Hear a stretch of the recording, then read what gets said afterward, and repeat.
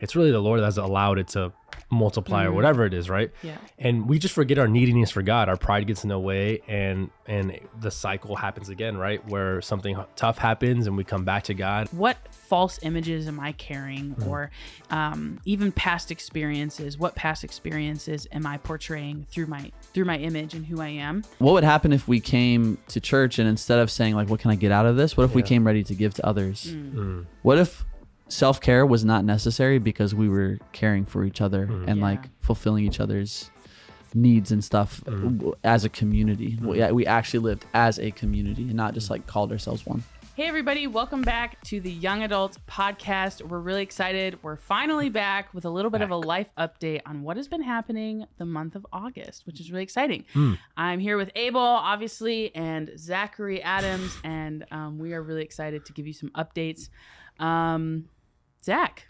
But first, we've got an exciting weekend to tell you about. So Lauren, you want to tell our listeners about this exciting went in weekend? so fast, but first, there's more.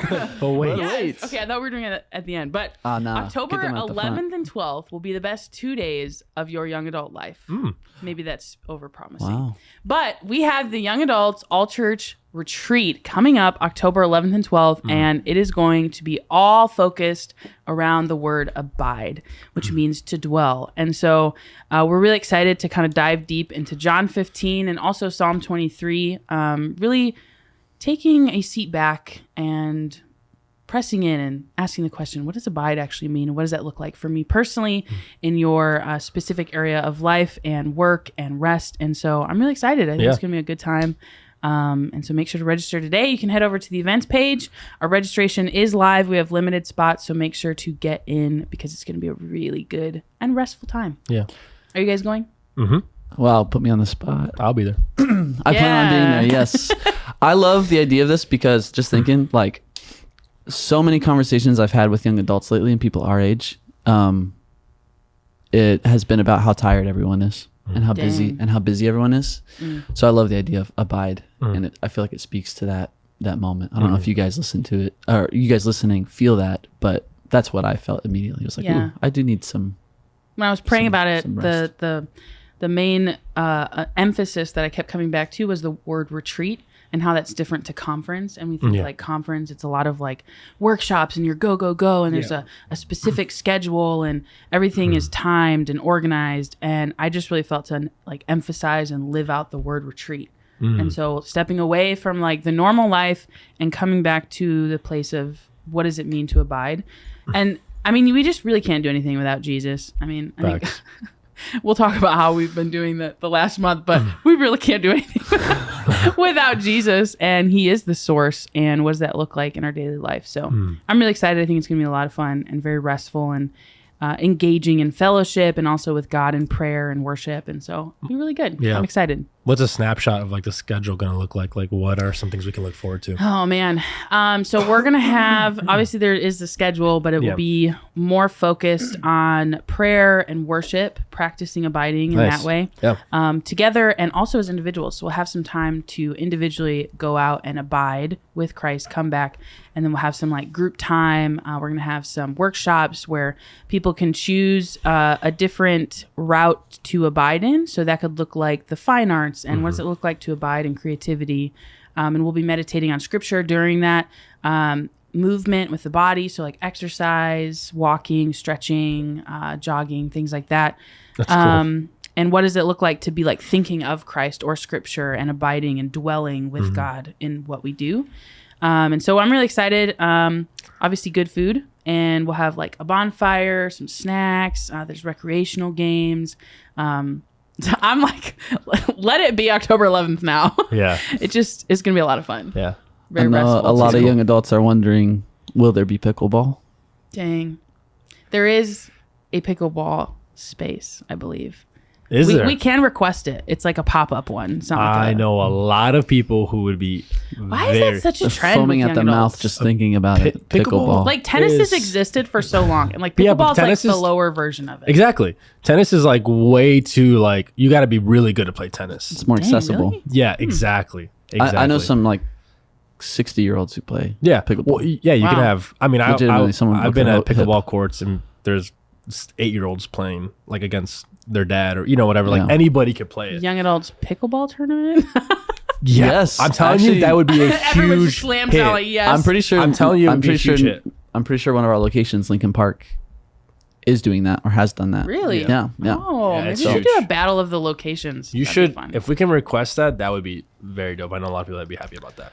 I was a hater for a long time, but I played it for the first time last month. It's so fun. And it was really fun. And you wouldn't think you'd get like a lot of exercise from pickleball, but you get like there's a lot of cardio. Like you're running you're lot running, back and forth. You're jumping. Like short sprints, Yeah, for sure. Pickleball, not a sponsor. No, but we love you. We love you, pickleball. A pickleball tournament coming soon. Anyway, why don't we just hear individually, where has everyone been the month of August? What have you been up to? What's happening in your lives? And we'll go from there. Zach? Yeah, so I have been, it's been a busy month. Summer was like summer's busy, but it's like a spontaneous kind of busy. Yeah. There's a lot more openness to it, a lot more like spontaneous activities. In August, it's been that transition. It's been very much, transition has been kind of the primary word for my August. Just lots of transitions and different things, lots of changes happening. And, I work in the youth ministry, so in our youth group, there's been lots of transitions, and in my personal life, there's been lots of transitions. So, been lots of like processing changes and things like that. One of the exciting things that I just got to do is I was in California, which is my state, my home, among the mountains, and my brother-in-law was getting married, got married, and my wife was in the wedding, and they asked me to officiate the wedding. Oh, it's awesome. And that was a huge honor. That was a huge honor. So it's a beautiful wedding and all that kind of stuff. But it was also a little bit nerve-wracking because like almost all of my pastors throughout my life were there. Wow. My senior pastor growing up was there. My high school pastor growing up was there. Another pastor who wasn't pastor over, a couple of pastors who weren't pastors over me, but who I knew and looked up to as mentors, they were there watching. That's awesome. Wow. And it was like, ooh, they're going to see me do this. This is really nerve-wracking. So that was exciting, and it went really well. So yeah, I've just been, those are some of the things I've been up to. Been in counseling for much of the year, and it has been a beautiful time. So I endorse that, counseling. Yes. Nice. I've grown a lot through it. What's one thing you've learned about yourself? Oof. There's this moment. Okay, there was this moment where my counselor, like, we were talking about things. I was like, yeah, I want to be like, one of the things I struggle with discipline, and I want to be more disciplined. I want more discipline in my life. And he's like, Zach, you're an incredibly disciplined person already, and you want more? I was like, what are you talking about? Like, I'm telling you that I struggle with discipline. Like, I'm constantly trying to grow in it and learn in it because I feel so lazy, all this stuff. He's like, Zach, you're telling me all the things that you're doing, that you're incredibly disciplined, and yet you still want more. What does that say about yourself? What does that say to you? What are you hearing me say? And then I realized, like, oh, so maybe I am disciplined. It's just not good enough for me. I'm not satisfied with myself. Whoa! Yeah, there it goes back to the ooh. So that was a spike of conviction and realization, and realizing like, oh, maybe I can have some more grace for myself. So self-empathy and grace for myself, that's what I've been growing in a lot. There was another time he asked me, Zach, do you feel pressure? You're like, and I literally started laughing like, yes, of course I do. Yeah. He gave me a scale of 1 to 10. He's like, on a scale of 1 to 10, like, how much pressure do you normally feel? And I said, well, it never goes below a 5. I'm constantly at a 7, and sometimes it goes up to like 8, 9, 10, which is like, oh, this is unbearable. Like, this is too much. Yeah. And he was like, well, he's like, okay, so where do you think that pressure comes from? I was like, well, a lot of people look up to me in like my roles. And so there's some pressure, natural pressure there, but most of it comes from myself. Most of it's like, Zach, when you're, I don't know if any of you relate to this, but when I'm done with work and I get home and I'm like, all right, it's time to rest, I'm constantly thinking like, I could be doing something different with my time. I'm watching a movie. It's like, I could be doing something more productive. dang, yeah. what am I'm wasting my time here. What does this even matter in the grand scheme of the universe? And so there's always this pressure in the back of my mind to be doing more, to be performing, to be productive, all these things. So my counselor helped me to see that and be like, he was like, Zach, we're going to work on accepting that it's possible to live below a 5 on that pressure scale, and realizing that most of that pressure is coming from yourself. Dang. So, he giggles. He's like, whoa. Yeah. So I've been growing a lot. That's been the whole summer too, just kind of wrestling and reflecting on that. And I feel like I've really been able to rest in light of that. That really was revealing to me. I knew I was self-motivated and putting a lot of pressure on myself, but realizing how much that was the case, and how much it was actually in my control to have empathy for myself, to have grace for myself, and things like that was a really freeing, beautiful thing.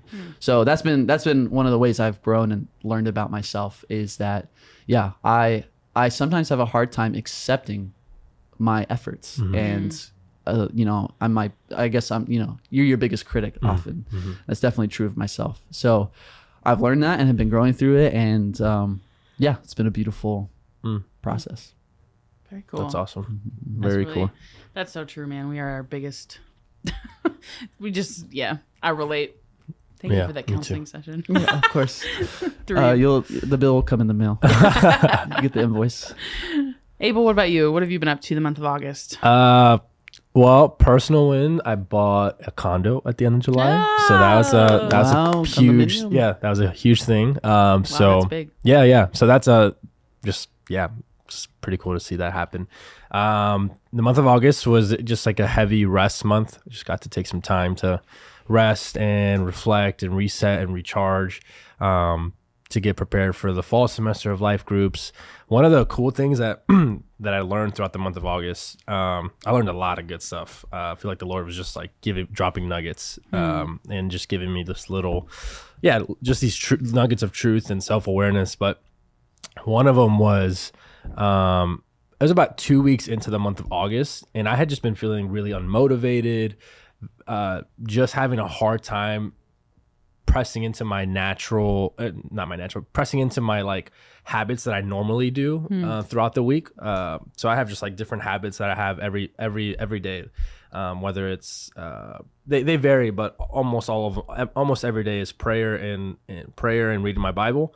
And then some days I have like journaling. Some days I have every day I have reading a chapter from a growth book, but just, different habits that help me kind of keep myself centered and aligned and drifting towards God and not drifting away from God.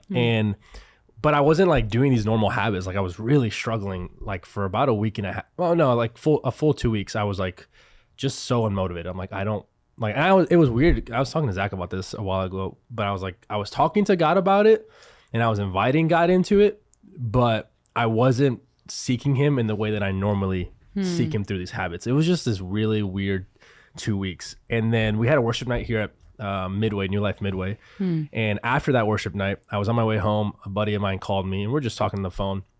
And he's asking me how I'm doing. We're just talking, catching up.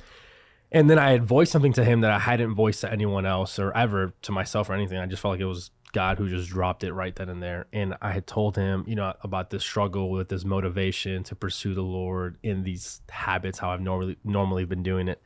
And I said, I think God is telling me that the reason I'm having such a struggle pressing into him is because during the month of August, I also took a break from being here in the youth ministry, just to kind of, again, reset and rest and really like just get hands off.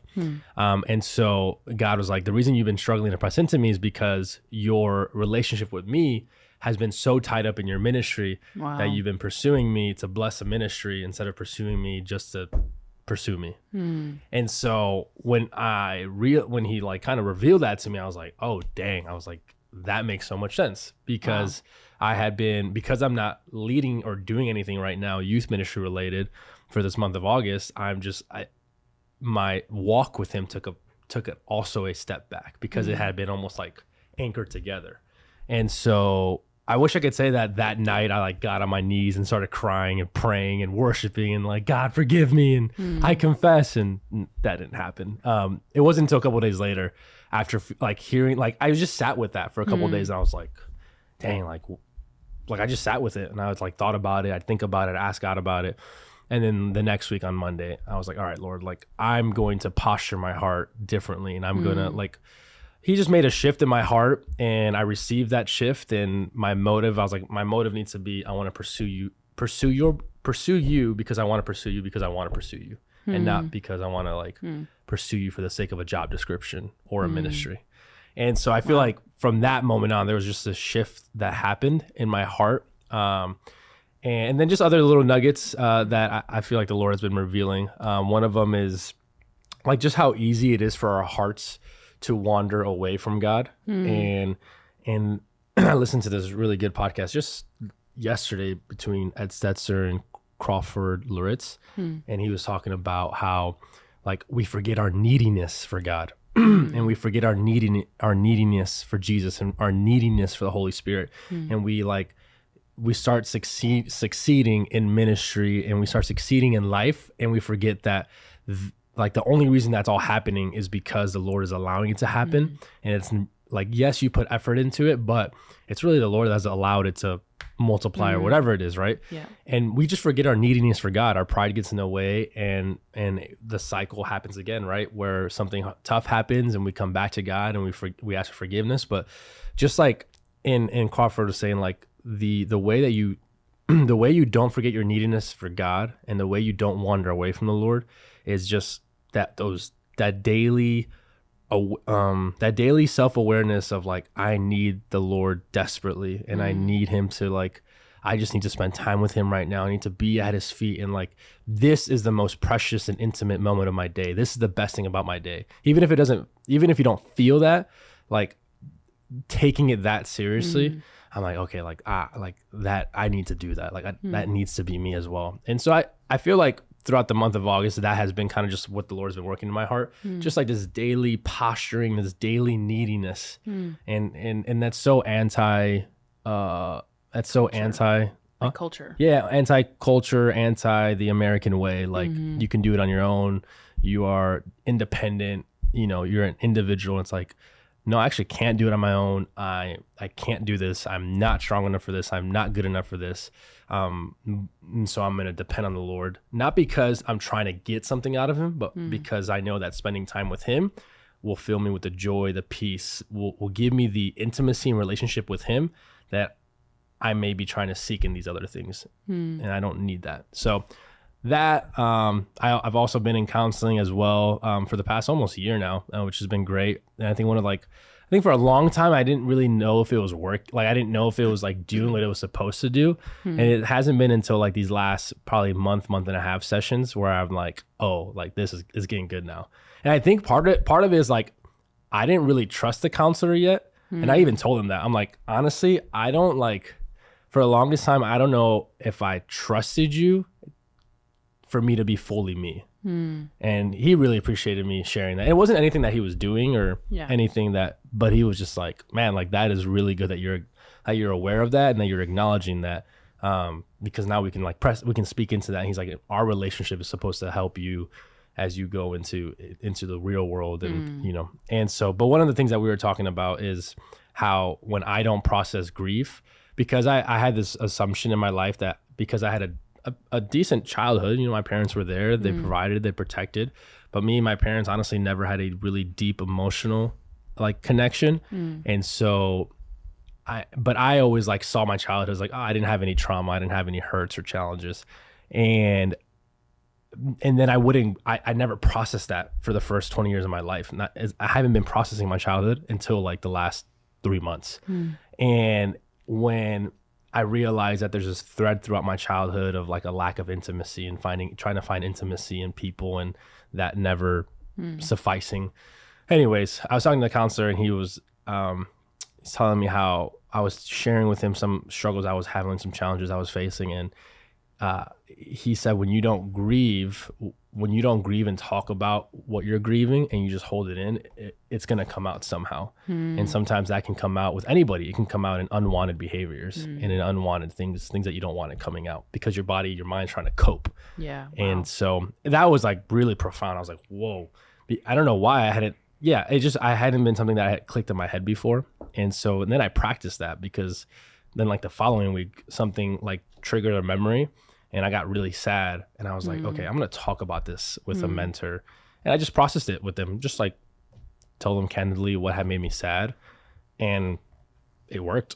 Wow. Like, I was like, wow, that's pretty crazy. Like how, like when you don't just store up your grief and what you're grieving and you talk about it, how, I don't know what it is, but your mind, your body, your emotional, your soul just kind of just releases it. So yeah, been in that. Powerful. Yeah, just been a lot of nuggets. There's so much more that I could talk about, but a lot of nuggets that the Lord has just been showing me and giving me and talking to me about. So yeah. Oh, that's powerful. I mean, I think it's so good to talk about things. I mean, we never meant to experience grief, right? So like your body's not even meant to hold that, like the repercussions of feeling grief. Yeah. And that can actually be detrimental to your health too. Totally. So it's good to go with the flow and let it out, but that's so healing. So it's really cool. Yeah, it is. It's been incredible. So yeah, it's been I'm grateful for the month of August. It was a month of resting and resetting and reorienting. And now like but the temptation is to like leave those patterns of resting there and not carry them forth, because you're supposed to carry them forth into your busy seasons. Because if not, then it was a waste. Yeah, it's almost like you have to relearn how to do your ministry, but in a different way. Yeah. In a much freeing way. So much more freeing way. Anyways, that's wild. Yeah. How about you? Crazy. How's your month been? The opposite. Project 72 kicked off August 4th, and through some circumstances, the staff member we were supposed to have move into the house wasn't able to, and so I moved into the house with the students, and that was like 2-week turnaround where I realized, oh, I am the person that's going to be living with these students. And so I gave up everything, my comfort of my beautiful condo and my, living with my 2 lovely roommates and just the comforts of home, and moved in with 8 new people I didn't know. But it's been one of just the most life-giving, like, I feel almost like I had been sleeping in this area for a long time of like discipleship and connecting with young people and walking with them for a long time. And then I moved in with them and I'm like, oh, I remember this, Lauren. Like it's been a while since I've seen this side of myself come out. And I think one of the most beautiful things is seeing this generation extremely hungry to encounter God and for their lives to count for something, but specifically for the Lord. They want to bring about change. They want to see it change.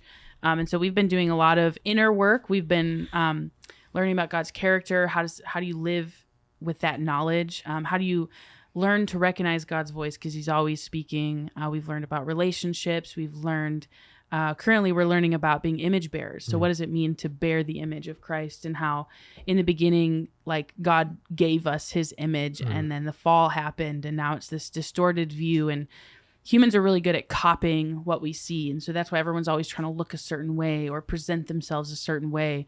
But God is, through Jesus, he's like restoring that broken image. And so it's been really beautiful to hear the story again, and then also think, what false images am I carrying, or even past experiences? What past experiences am I portraying through my image and who I am? So that's been really eye-opening. And lots of inner work for all of them, learning how to do relationships, but the discipleship has been so life-giving and so beautiful. And we have so much fun, and we laugh a lot, and it's just a really good time.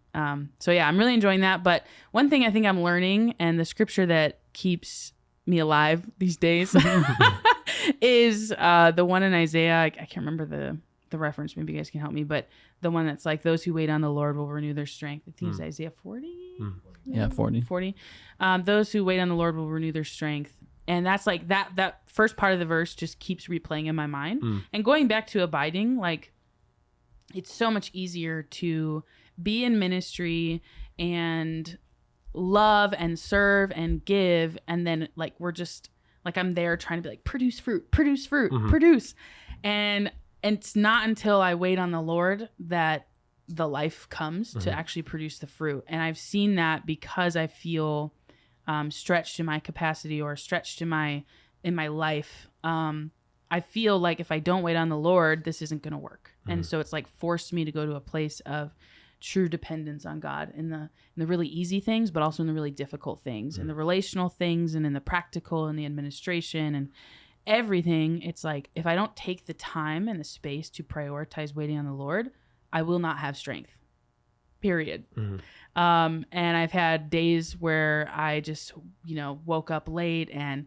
I didn't take the time. I didn't set aside the time and prioritize waiting on the Lord. And I feel it. Like I feel the lack of strength. I feel like it's almost impossible to fulfill the day's tasks and do everything that we need to. And, but it's really beautiful because I'm just learning that depending on God is actually very freeing.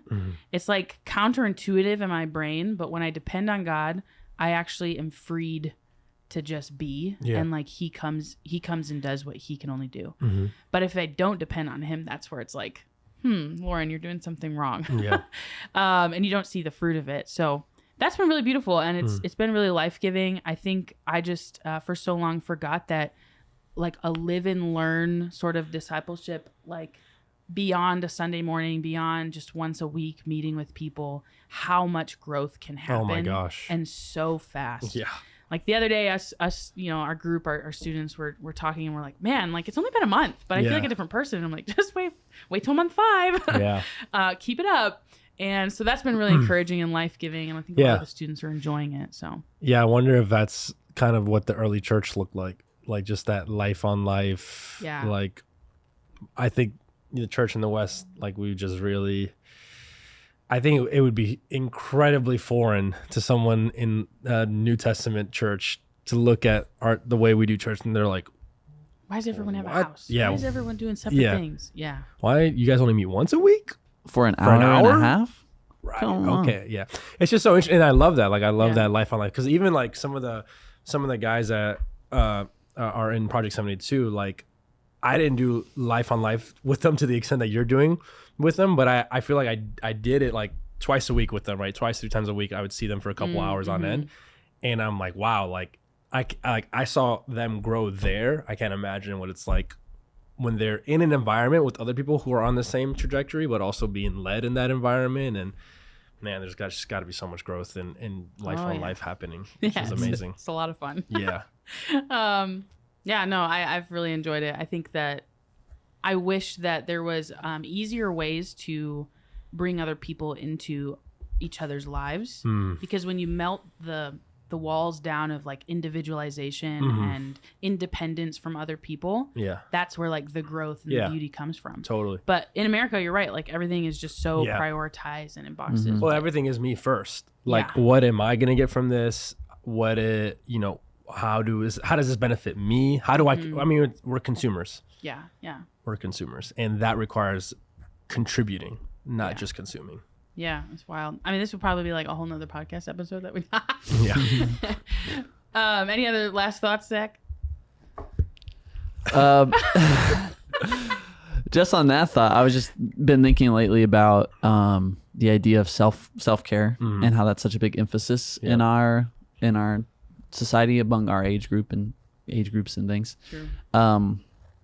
But just thinking about, your guys' teacher for this week, Dr. Dot, said when he came and spoke at New Life Nord Park, and one of the things he talked about was like, imagine what would happen if we all came to church instead of just, actually you mentioned it this past week in your hosting too, or 2 weeks ago. Oh yeah. What would happen if we came to church and instead of saying like, what can I get out of this? What if we came ready to give to others? What if self-care was not necessary because we were caring for each other and like fulfilling each other's needs and stuff as a community? We actually lived as a community and not just like called ourselves one. So I've been thinking about that a lot ever since he came in a few months ago, actually. So but that's what that reminds me of is what if we had that? What if we genuinely did that? But you're right, we could do a whole nother episode on that. Well, that's a catch-up episode from us to give you a little glimpse of what August has looked like for each of us. We're really excited to jump back into recording some podcasts and getting back into the swing of things. Very excited for life groups to kick off, so make sure that you check your locations, times that you're meeting, and make sure that you get connected and plugged in because community matters and it's important. So until next time, ta-ta. Ta-ta. TTFN, ta-ta for now.